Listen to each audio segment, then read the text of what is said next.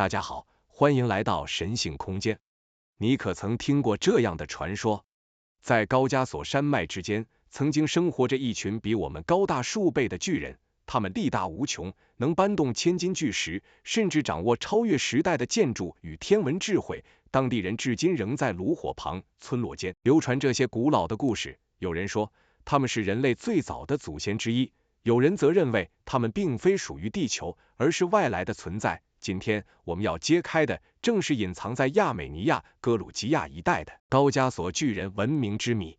高加索山脉位于黑海与里海之间，被称作欧亚大陆的天墙。这片山区不仅是地理上的天然屏障，更是人类历史上充满神秘色彩的摇篮。古老的神话、史诗以及口耳相传的故事，都将高加索描绘成神与巨人出没的地方。亚美尼亚的民族史诗萨森英雄传中便出现过高大如山的战士形象，而格鲁吉亚的传统中，巨人被描述为守护山林与村落的半神存在。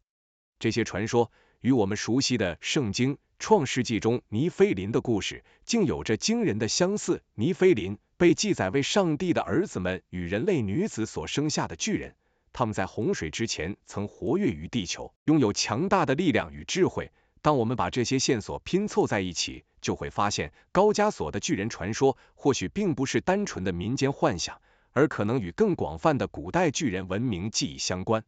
那么，这些巨人究竟从何而来？有人认为他们是史前时代的变异人种，因环境与基因的特殊组合而长成异于常人的体型。也有人提出更惊人的假说，巨人可能来自外星，或者至少他们是外星智慧与地球人类血统融合的后裔。他们之所以出现在高加索，或许正是因为这片区域在远古时期是地球能量最为集中的门户。高加索地区的传说不只是讲故事般的想象，许多学者注意到，当地遗留下的大量巨石遗址似乎与巨人神话相互呼应。亚美尼亚的 Sorothkar 佐拉兹卡雷尔又被称为亚美尼亚的巨石阵，由数百块巨石直立于地表，形成精准的排列。有人推测它是一座天文观测台，也有人认为它隐含更深层的宇宙智慧。而令人疑惑的是，当时的人类凭什么能搬动数十吨重的石块？如果不是巨人，那么必定需要我们尚未理解的古代技术。因此，在我们展开这段探险之前，或许需要重新思考，这些古老的文明与传说真的是神话吗？还是历史刻意遗忘的一部分？高加索巨人文明的故事，或许就是人类与未知接触的第一个证据。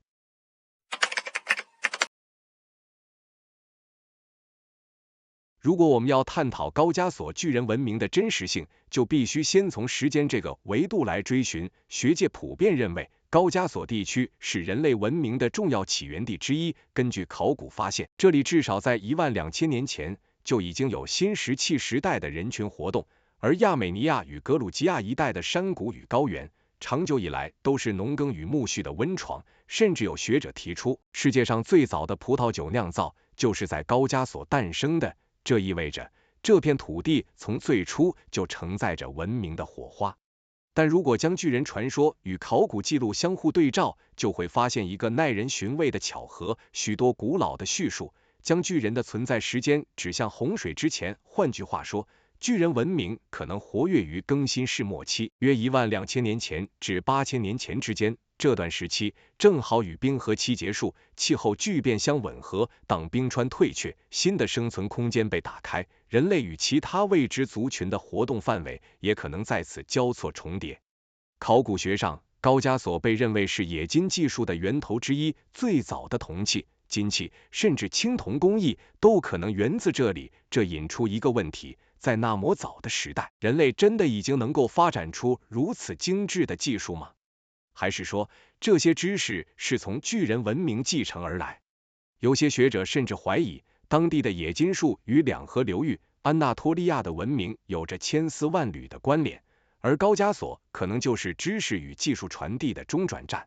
传说中，巨人不只是高大强壮的存在，他们还拥有某种超越普通人类的智慧。在亚美尼亚的民间故事里，巨人常常被描述为山岳的建造者与守护者。他们会规划聚落，修建防御工事，甚至观测天象，将四季循环、星辰运行、化为农耕与航行的指引。这种描述似乎与其他古代文明的文化英雄相似，比如希腊神话中的泰坦、两河流域的安努纳奇，甚至美洲传说中的羽蛇神，都具备相同的角色特质，在黎明时代把技术与智慧带给人类。那么，这些巨人真的是另一个物种吗？还是说，他们只是古代人对强大领袖的夸张描绘？现代人类学的研究发现，确实有部分早期人类族群体型比现代人更高大，像尼安德塔人与丹尼索瓦人都曾活动于欧亚大陆。如果这些远古人种曾与高加索地区的原始人类混血，就可能形成一种异常高大的族群，并逐渐被神话化为巨人。但问题在于，许多口述故事中提到的巨人不只是2-3公尺，而是高如树木，力能移山。这种夸张似乎已超出单纯的生物学范畴。另一种观点则来自灵性与神秘学的解读。根据以诺书的描述，堕落天使与人类女子结合，诞生了巨人种族。他们不仅掌握力量，还拥有天界的知识。如果将这种描述对应到高加索的巨人传说，就会发现高度重叠。巨人是外来者的后裔，他们被赋予任务，在人类尚未成熟的时代指引社会的方向，这让人不禁思考，巨人文明是否其实就是外星介入在人类历史中的一种表现？在时间的洪流中，这些传说逐渐被神话化，但并没有完全消失。今天的亚美尼亚与格鲁吉亚民间故事仍然保留着对巨人的敬畏与好奇，而考古学的碎片线索也隐约显示，这里确实可能存在过比我们想象中更古老的智慧中心。所以，当我们凝视高加索那片连绵不绝的山脉时，或许正是站在巨人文明曾经的舞台上，只是时间的沙尘早已掩埋了太多真相，留给我们的只有神话零散的遗迹与那份挥之不去的疑问：这些巨人究竟是真实的存在，还是人类集体记忆的投射？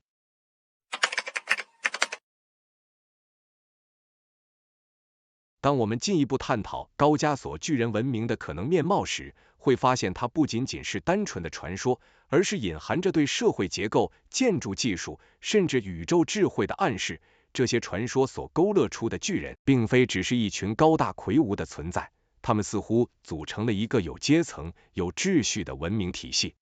首先是建筑技术的痕迹，在亚美尼亚与格鲁吉亚一带，有许多古老的巨石建筑遗迹。举例来说，亚美尼亚的 Soroscar， 那里竖立着200多块巨石，有的重量甚至超过数十吨，排列方式与星象有明显对应。若没有庞大的劳动力或精密的知识，这样的工程几乎无法完成。传说中，巨人能以肉身之力轻易搬运巨石，将其嵌入地面。这样的形象正好填补了我们对古代建筑技术的疑惑。当然，这或许只是夸张的想象，但也可能暗示他们掌握了一种我们尚未理解的古代高科技，比如声波共振、能量操控，或者某种失落的机械技术。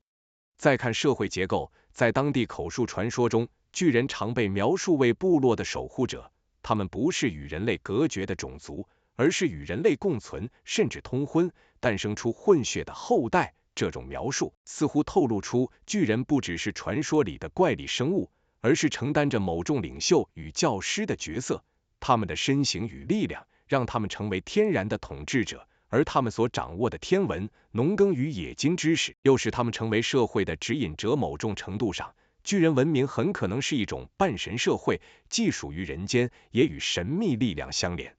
文明的特色，除了巨石建筑与天文智慧之外，还体现在对自然的理解。据传，巨人熟悉四季循环，能预测天气与洪水。他们以山川为祭坛，举行盛大的仪式，透过观星与占卜来决定迁徙或播种的时机。这与许多古代文明的祭天仪式有异曲同工之妙。但不同之处在于，高加索的巨人似乎被赋予一种守护大地的使命，他们不是为了统治而存在，而是为了维持天地间的秩序，成为人与自然之间的中介者。至于高科技的可能性，这是最令人好奇的部分。考古学界长期困惑于一个问题：在远古时代，人类如何能建造与天文历法高度契合的巨石阵？如果说英国的巨石阵、埃及的金字塔代表着欧洲与非洲的神秘智慧，那么高加索的 Soroscar 则可能是欧亚大陆东端的一个智慧节点。有研究者提出假设，巨人文明掌握的可能是一种共振技术，能够利用声波或磁场操控巨石，甚至是操控能量场来观测星辰。虽然这听起来近乎科幻，但却解释了为何如此多的巨石遗址都与星象有不可思议的契合。除了建筑与天文，还有冶金与工艺。考古学家在高加索山脉发现了极早期的铜器与金饰，年代甚至可能早于两河流域。这是否意味着巨人将某种技术传授给人类？或者冶金术的起源本就来自巨人文明？这种说法虽未获主流学界承认，但却在神秘学圈子中流传甚广。在灵性观点中，巨人并非只是血肉之躯的存在，而是具备更高能量频率的导师。他们与人类共同生活，目的是将宇宙的知识播种在人间，帮助人类启蒙。这样的诠释让巨人文明不再只是遗迹与传说，而成为人类集体进化的一个关键阶段。总结来看，高加索巨人文明的特色可以归纳为三大面向：超越常人的建筑能力、深邃的天文与自然智慧，以及一种半神半人的社会结构。他们既是建造者，也是守护者；既是统治者，也是教师。而他们留下的遗产，或许正是后世文明在冶金、农耕与天文领域突飞猛进的隐藏推手。问题是，这样的文明为何会在历史中消失无踪？是自然的毁灭，还是人为的抹除？答案也许就隐藏在我们即将探讨的下一个部分：高加索的考古遗迹与外星痕迹。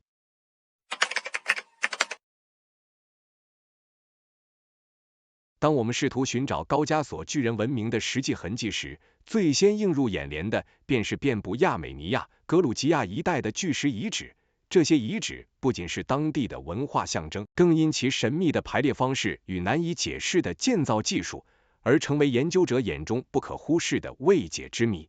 在亚美尼亚南部，有一处被称为 Soroscar 的古老遗址，当地人昵称它为亚美尼亚的巨石阵。这里竖立着超过200块巨石，部分石块的重量达到数十吨。更令人惊讶的是，许多巨石上都有精确的圆孔，学者怀疑它们曾被用来观测日出、日落与恒星运行。研究指出，这些巨石的排列方式竟然与猎户座、天狼星等星座相呼应。换句话说， Soroscar 可能是一座远古天文台，其功能与英国的巨石阵有异曲同工之妙。这种高超的天文知识是否可能来自巨人？还是说它背后隐含着外星智慧的介入？不仅如此，在格鲁吉亚与亚美尼亚的山区还发现许多超大尺寸的人类骨骸传闻。虽然主流考古学界对此保持怀疑，认为多数是动物遗骸被误判，但当地人却坚信这些就是古代巨人的证据。据说在某些村落的教堂或洞穴中曾展示过长达3米以上的人骨，只是后来因战乱与宗教压制，多数已经消失。这些传闻虽缺乏完整的科学验证，但却让巨人文明的可能性更加扑朔迷离。如果我们从外星学的角度切入，这些遗址与传说更显得耐人寻味。许多研究古代文明的学者提出一种假说：远古时期，地球曾与外星种族有过接触，而巨人正是其中的一种介入形式。这些外星来访者可能透过基因改造或混血，创造出比一般人类更高大、更聪慧的族群。这些巨人不仅充当人类的导师，还负责建造能量中心，例如巨石阵、金字塔，甚至是高加索的 Soroscar。这些建筑物并非单纯的祭坛或居所，而是能量节点，与宇宙频率相互呼应，形成一种星际间的通讯网络。那么，这样的文明为何会消失？最常见的说法有2种。第一种是自然的毁灭。在冰河期结束后，地球经历了剧烈的气候变迁与洪水事件，许多古文明可能因此被彻底摧毁。若巨人文明真的存在，他们的聚落与遗迹或许就被洪水掩埋，成为后世难以寻找的失落遗迹。这种说法与圣经洪水故事以诺书里尼菲林被大洪水毁灭的记载不谋而合。第二种则是刻意的抹除。在许多神话中，巨人最终被视为叛逆的种族，甚至被神祇视为威胁。比如希腊神话里，奥林帕斯众神与泰坦巨人的战争，最后巨人被放逐或消灭。这种神战巨人的故事或许反映了一种真实历史。巨人文明在某个时间点被强制终结，他们的知识被垄断，遗迹被破坏，仅留下碎片般的传说。当我们将自然因素与外星假说结合起来，就会得到一种可能性：巨人文明本就是外星计划的一部分，在任务完成后，他们不是被毁灭，就是离开了地球，而人类只能在记忆里留下他们的影子，透过神话与传说延续对巨人的想象。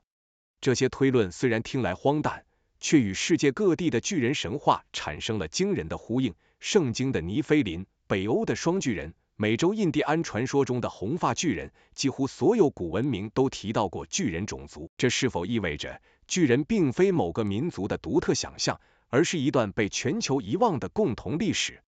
最后一个值得思考的问题是，为什么高加索会特别与巨人文明绑在一起？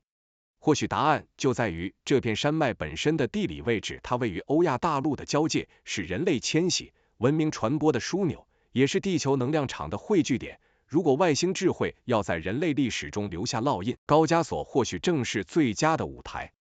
至于巨人文明最终的归宿，也许永远无法完全揭晓，但可以确定的是，他们留下的巨石遗址、传说与神秘符号正持续挑战着我们对历史的理解。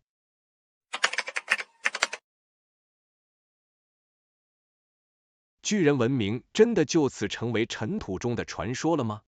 答案很可能是部分毁灭，部分融入，多重原因交织成一场长时间的消逝。首先，自然力量是最直观的凶手。更新世末期与后续的小幅气候倒退，例如约12000年前的剧烈气候波动，带来大范围干旱、洪水与生态改变，河道改道、土壤盐渍化与农耕失败，会让大型聚落无法慰藉。高加索地属山地带，地震与山崩也会瞬间毁掉宏大工程，并掩埋遗迹，使后代难以追寻。其次是人为因素，资源竞争、族群冲突或被侵略，可能导致文明崩溃或被迫迁徙。宗教与权力重组也会刻意抹除前朝记忆，把曾经的巨人导师妖魔化，或把他们的遗产收编为新权力的符号。第三种可能性是文化同化与基因融合，如传说所述，巨人与凡人通婚，后代建成平凡族群。巨人作为独立种族，在血统与文化中逐渐消散，只剩下神话、地名与断片技术流传下来。无论哪种路径，巨人文明的遗产并未完全消失。那些零散的巨石阵列、精准的天文对应、口述传说、古地名，以及可能藏于地下的建材切割痕迹，都是未说完的故事。他们提醒我们，文明的影响可以透过非物质的方式延续，信仰、仪式、技术观念，甚至基因记忆，都在不同时代以不同面貌重生。对现代研究者来说，解答这些谜题需要跨学科的方法，古环境学重建气候史，沉积学与地质学检测山体与洪水事件，古 DNA 揭示族群更替，远距感测 LiDAR 找出被植被覆盖的结构，以及精准定年法，碳定年、光是光、修正时间轴。唯有把神话、考古、地球科学与分子证据拼在一起，我们才有可能把碎片还原成较完整的历史画面。最后，这一切的线索把我们的视线自然拉向另一个更古老也更令人困惑的现场——安纳托利亚东南角的戈贝克利 Göbekli Tepe， 那里的巨石柱群与早期宗教场所年代竟可回溯到农业出现之前，挑战了我们对何者先有聚落或宗教的认知。高加索的巨人传说与戈贝克利之间是否存在某种文化或能量网络的连结？下集我们将前往那片更古老的土地，探讨戈贝克利石阵前的文明，谁在先，谁在传承？或许那里藏着解开高加索巨人之谜的关键。感谢您收看今天的影片，喜欢的话请订阅、按赞、开启小铃铛，您的支持是本频道创作的最大动力。我们下期再见。